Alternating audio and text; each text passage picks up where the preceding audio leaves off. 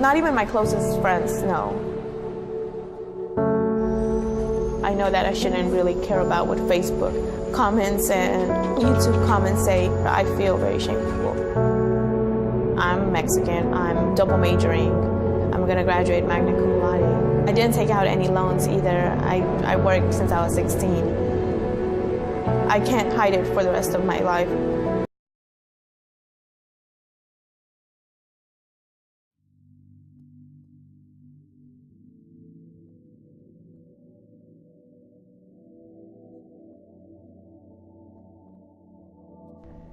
Undocumented immigrants are not all criminals as many people perceive them to be. Many of them are hard-working people who want a better future for themselves and their families. By them being labeled illegal immigrants, many people mistakenly believe that they are all bad people who want to do us harm.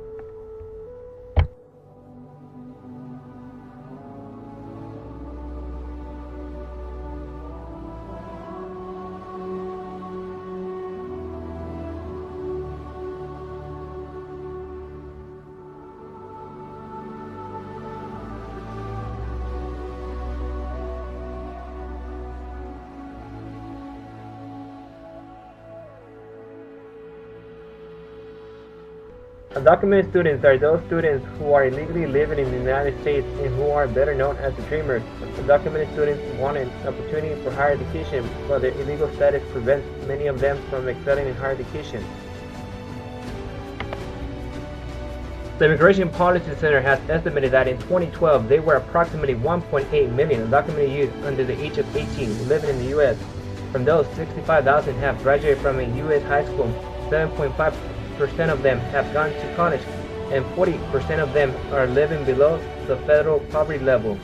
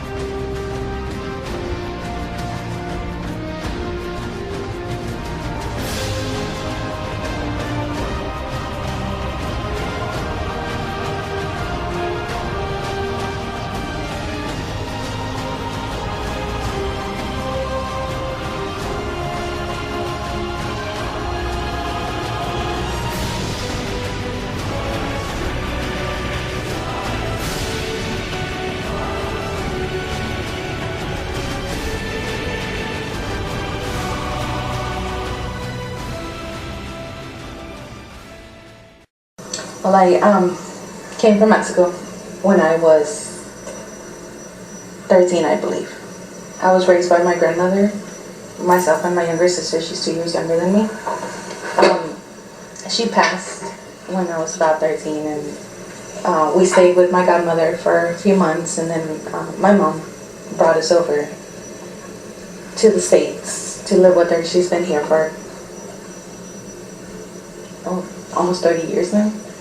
And so we started a brand new life as little girls. Went to school.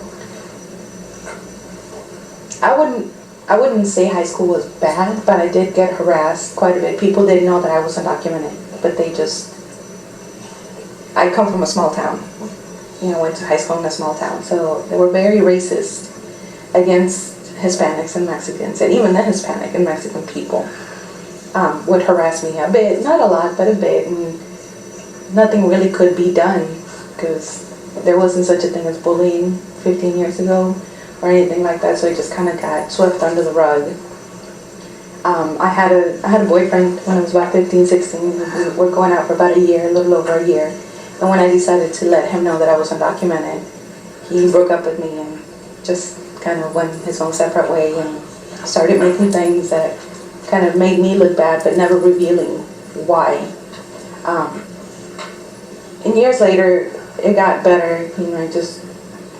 He apologized and whatnot, and we were even engaged to be married, and he was all about it, like, I'm going to help you, and I'm going to do this for you, and people like you that want to go to school, and they want to do this, and that, and we were kids, so it didn't work out. It did kind of hurt me, it scarred me, if you must. So in the past almost 20 years now, 18 years now, if 5 people know that I'm undocumented, it's too many. It just kept me from getting that close to people to let them know. They know that I'm involved in the immigration reform and in DREAM Act, but as an activist, not because it would benefit me. Because at the same time, I left home when I was my mom's house when I was 17 years old. And I was waitressing full time, and I was trying to go back to school. Finally did, and it's been on my own. I've been waitressing and babysitting and you name it to try to put myself through school. I went through community college and then to UTSA. And I've been paying out of my pocket, so nobody really knows that I'm undocumented because I've been able to make it work for myself. I take a break from school every now and then kind of come back. In 2003, I believe, I got very involved with the DREAM Act, the first glimpses of the DREAM Act, and I did some work with the Cesar Chavez Committee, the postcard deal, and then through community college, I got involved with an organization, the Student Leadership Institute, and they actually gave us an opportunity to, it was supposed to be a position paper, and it had to do with education, it had to be at the federal level, so immediately I thought about the DREAM Act, and they actually let me write about it, and they let me just kind of put together my group, and we made it all the way to DC to lobby for the DREAM Act, and it just kind of snowballed, I got more and more involved even though nothing was really happening, reform wasn't happening. I've never lost hope that it might work. I consider myself an American even though I don't have the papers.